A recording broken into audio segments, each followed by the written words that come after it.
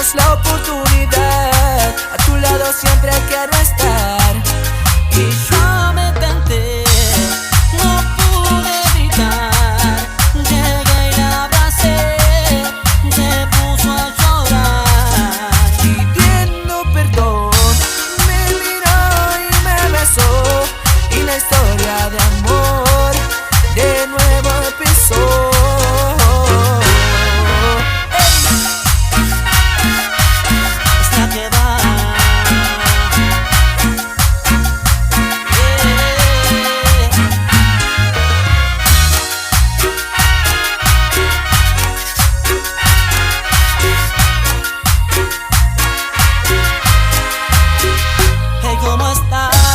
Llegó un privado a Instagram.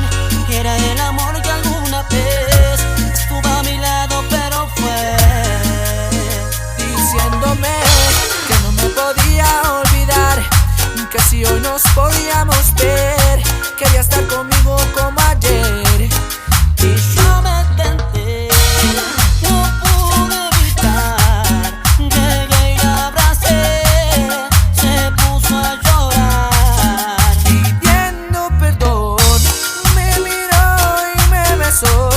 Y la historia de amor de nuevo empezó. Y acércate, déjame sentirte mujer. Recordemos como alguna vez fuiste así mía, baby. Y no llores más, nena, solo déjate llevar. No perdamos la oportunidad. A tu lado siempre quiero estar.